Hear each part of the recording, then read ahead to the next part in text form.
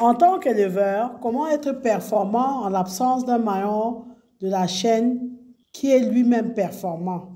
Comment être éleveur si on n'arrive pas à avoir un fournisseur crédible d'aliments pour animaux? L'aliment joue un rôle clé dans la performance d'un élevage.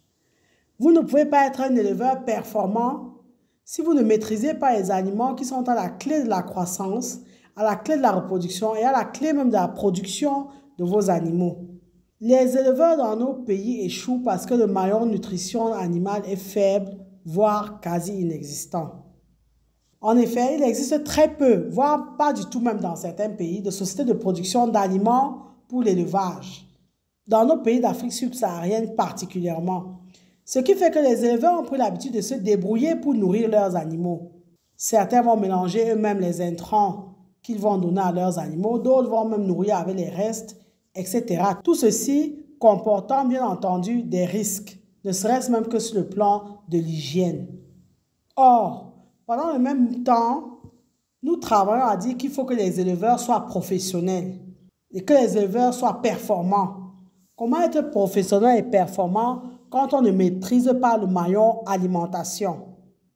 L'éleveur ne doit pas tâtonner au moment de nourrir ses animaux. Étant donné que dans certains pays où les sociétés de nutrition animale sont installées, elles sont en quasi-monopole et de ce fait, les éleveurs sont à leur merci. Un jour, elles vont vous fournir des aliments, un autre jour, elles vont dire qu'il n'y en a pas, la machine est en panne, on n'a pas fabriqué, etc., etc. Ça fait qu'il n'y a pas de fiabilité quant à la livraison des aliments. Et bien entendu, ceci a un impact au final sur votre production, sur votre performance. Nous encourageons donc les personnes intéressées par l'agribusiness à investir dans de vraies entreprises agroalimentaires spécialisées dans la production des aliments complets d'élevage, que ce soit des aliments pour la nutrition des poulets de chair, des porcs, des lapins, des pondeuses, des poissons, chats, silures, chevaux, des chiens, des dindes, des autruches, etc., etc., des moutons même et autres bovins. C'est un secteur qui est quasiment une niche dans nos pays parce qu'il y a très peu de personnes qui se sont lancées dans la production des aliments pour animaux. Or, il y a un réel besoin. On ne peut pas vouloir en même temps dire on n'importe plus le poulet, on n'importe plus le porc, mais en même temps ne pas être capable de produire convenablement le porc et gagner de l'argent. Parce que tant que l'éleveur ne s'en sort pas au niveau de la rentabilité, tant que l'éleveur n'est pas performant, ce ne sera pas évident de développer ce secteur-là. Oui, nous encourageons les investisseurs à s'intéresser à la production des aliments pour animaux. Quels sont les préalables? Déjà, il faut avoir un personnel ou ne serait-ce qu'une personne qui est spécialisée en nutrition animale. Le premier maillon de la filière élevage, effectivement, c'est l'aliment. Le fabricant d'aliments va fournir 50% de la matière première qui est mise en œuvre par ce secteur. Donc, le personnel, la personne qui est chargée de la production doit être capable de proposer des formules complètes. Et pour cela, vous devez vous appuyer, par exemple, sur un formulateur en nutrition animale. Le formulateur en nutrition animale, c'est une personne clé dans l'usine de fabrication d'aliments pour animaux. Parce qu'il va concevoir et développer des recettes ou alors des formules d'aliments qui seront destinées aux animaux d'élevage. Donc, il va vous faire une formule pour les porcs, pour les ovins, les bovins, les volailles, les équidés, les poissons, les gibiers, etc. en fonction de leur stade de croissance. Donc, le formulateur en nutrition animale va occuper une fonction clé dans votre entreprise parce qu'elle sera investie d'un triple enjeu. Il faudra qu'elle adapte la composition de l'aliment aux besoins de chaque animal. Deuxièmement, le formulateur doit s'assurer que les matières premières sont disponibles. Et enfin, que ces matières premières répondent aux exigences techniques et économiques des éleveurs. Ça veut donc dire que le formulateur en nutrition animale va mettre au point des recettes qui vont intégrer de multiples paramètres. Déjà, les besoins nutritionnels de l'animal en fonction de son profil, donc son espèce, son âge, etc. La disponibilité dans le pays, le profil et la qualité des matières premières. Ce formulateur doit pouvoir s'adapter aux process industriels qui vont être utilisés pour produire l'aliment, il devra vous produire l'aliment qui est conforme aux normes, notamment aux normes réglementaires. Donc, tout ce qui est étiquetage, tout ce qui est emploi des substances indésirables ou pas, dosage des additifs, etc. Il doit maîtriser les contraintes commerciales et logistiques, donc tout ce qui est sécu de vente, conservation et stockage, etc., etc. Il doit s'adapter aux critères économiques, donc aux coûts de production. Comme on le voit donc, le formulateur en nutrition animale ou bien le nutritionniste doit donc concevoir des aliments qui sont les plus performants possibles au regard donc des différents critères dont on vient de parler là. Nous employons beaucoup le blé dans les aliments pour animaux. Or, nous ne cultivons pas le blé dans nos pays. Par contre, nous avons des tubercules. On peut avoir des formulateurs qui nous proposent des formules alimentaires, non plus avec énormément de céréales, mais plus avec, par exemple, des tubercules. Pour l'élevage des porcs, la patate, par exemple, peut être substituée, peut être employée. Il y a tellement d'éléments qui peuvent être employés. Nous avons le moringa. Nous avons dans nos pays énormément d'aliments, énormément d'intrants qu'on aurait pu, si on avait de vrais formulateurs en nutrition animale, qu'on aurait pu employer pour faire des aliments complets pour les animaux. On doit effectuer des travaux de recherche sur les matières premières disponibles dans nos pays, notamment sur les notions de digestibilité de ces matières premières-là, l'utilisation métabolique de ces nutriments par l'animal afin de produire in fine soit de la viande, soit du lait, soit des œufs, etc. Il faut savoir que le métier de formulateur en nutrition animale ou de nutritionniste, c'est un métier d'ingénierie. Et ce métier requiert un niveau d'études Bac plus 5 qui est couronné par un master ou un diplôme d'ingénieur. Ça veut dire qu'on ne s'improvise pas formulateur d'aliments.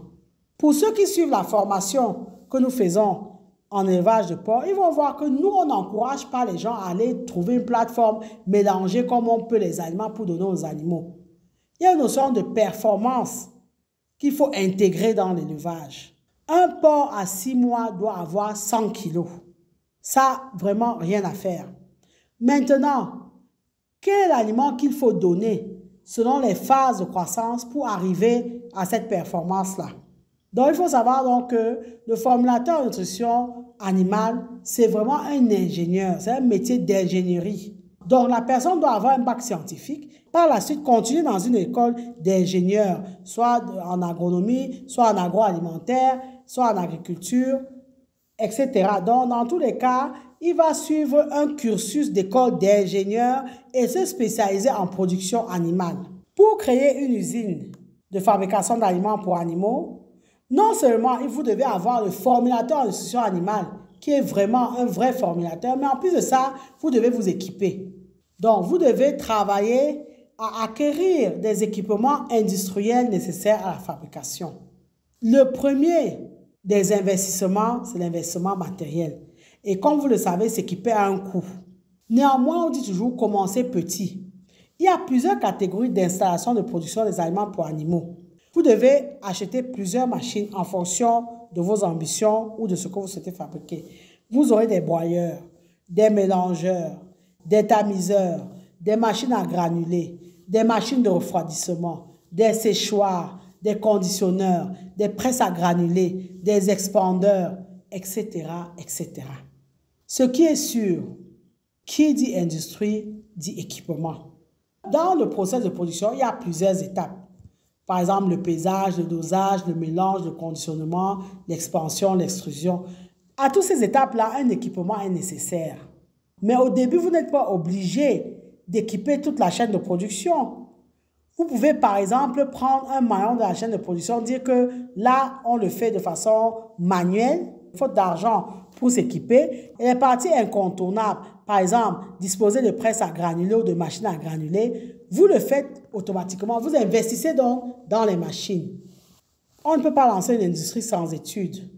Vous devez donc effectivement faire votre business plan, faire votre plan d'affaires et indiquer dans les caractéristiques des machines qu'il vous faut et travailler à trouver un fournisseur donc capable d'installer ces machines de façon professionnelle en tenant bien entendu compte de l'environnement dans lequel on travaille. En dehors de l'aspect équipement, et de l'aspect formulateur en nutrition animale, vous devez absolument travailler à avoir un acheteur, un vrai acheteur, ou alors un négociant en matière première, dont le travail sera de vous fournir en intrants. Parce que savoir acheter des intrants, c'est un facteur clé de la réussite de votre entreprise. Qu'est-ce que les éleveurs veulent? Ce sont des aliments complets, bien faits, au prix le plus bas possible. Parce que quand on est éleveur, on veut être rentable. Aujourd'hui, on a des entreprises de production d'aliments qui proposent des aliments à des prix exorbitants. Et au final, l'éleveur ne s'en sort pas. Il faudrait donc, dans vos équipes, prévoir un acheteur ou un négociant de matières premières agricoles. Et il faut savoir que le négoce agricole est un maillon essentiel de la filière agricole. Et l'objectif principal de votre acheteur sera d'acheter au meilleur prix. Donc, il devra travailler à trouver les zones de production où la marchandise sera la moins chère possible. Il devra également gérer les risques de variation des prix. Donc, ça demande donc que votre acheteur ait une très bonne connaissance du marché des matières premières, des intrants que vous allez utiliser et vraiment travailler donc à trouver ces matières-là au meilleur prix et négocier au prix le plus bas. Parce que plus vous allez acheter au prix le plus bas, plus effectivement vous allez pouvoir faire des bénéfices et vous allez vendre à des prix compétitifs. Un acheteur a vraiment du travail au quotidien. Il va déjà travailler à analyser l'état des marchés agricoles, travailler à analyser l'évolution des prix des matières premières agricoles. Il va travailler à négocier aussi, à discuter avec les vendeurs afin de vous obtenir les meilleurs prix. Il doit également maîtriser la fluctuation des prix des matières premières. Un facteur clé de succès de votre usine, ce sera le stockage. Donc, vous devez travailler, vraiment maîtriser toutes les opérations liées au stockage. Donc, vous devez les planifier, les contrôler parce que vous devez garantir la sécurité alimentaire des aliments pour animaux. Donc, c'est très important. C'est bien beau d'acheter les matières premières, mais comment allez-vous les stocker? Et après, c'est bien beau de fabriquer. Comment également allez-vous stocker les aliments pour animaux que vous avez fabriqués? Donc, vous devez maîtriser les risques HACCP, qui sont des risques de l'agroalimentaire en général. Ça s'applique également à la production animale. Autre facteur clé de succès, c'est effectivement tout ce qui est problème d'électricité, coût d'électricité, problème d'approvisionnement en eau, qui sont des problèmes inhérents à nos environnements. Donc, il faut en tenir compte dès le départ. Comment vont fonctionner vos équipements et comment vous allez gérer la maintenance, notamment les pièces d'usure. Comment vous allez gérer la maintenance non seulement préventive, mais curative. Donc ça, il faut en tenir compte également. Vous l'avez compris, l'éleveur ne doit plus être pris en otage par des sociétés de production animale qui ont le monopole. Dans certains pays comme le Cameroun, il y a à peu près une vraie société qui a pignon sur rue. Et cette société, de plus en plus, balade les éleveurs. Un jour, vous avez des aliments, le jour suivant, vous venez chercher, il n'y en a plus. Ça fait que l'éleveur est quasiment pris en otage. L'éleveur qui veut vraiment travailler de façon professionnelle n'a pas un vrai fournisseur d'aliments qui est sérieux, qui est fiable. Parce que qu'il y ait une seule société qui ait le monopole de la production des aliments, c'est très dangereux. Parce que quand elle ne produit plus, ou bien quand elle a un souci technique, l'éleveur est abandonné à lui-même. Il ne sait pas vers qui se tourner. Lui qui a décidé de ne pas fabriquer parce qu'il veut être professionnel, va se retrouver à donner n'importe quoi à ses animaux avec des risques de perte de croissance. Parce que comme on le dit, on ne s'improvise pas formulateur en nutrition animale. C'est un métier. On l'a vu, ce sont des ingénieurs qui formulent les aliments. Le pauvre éleveur ne va pas parce qu'une société qui fournit les aliments n'en fournit plus. Le pauvre éleveur ne va pas s'improviser formulateur d'aliments. Et nous n'allons pas aller jusqu'à importer encore des aliments pour animaux. Ce qui fait que nous vous encourageons à vous intéresser à la création d'entreprises de fabrication d'aliments pour animaux.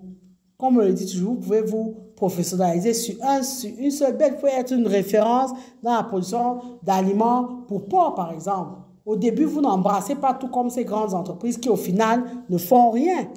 On a une grande entreprise au Cameroun, vous élevez les lapins. Aujourd'hui, il y a le granulé, demain, il n'y en a pas. On vous dit la machine est en panne. On vous dit non, on n'a pas fabriqué. On vous dit l'aliment pour porc. Ils ont l'alimentation multiphase.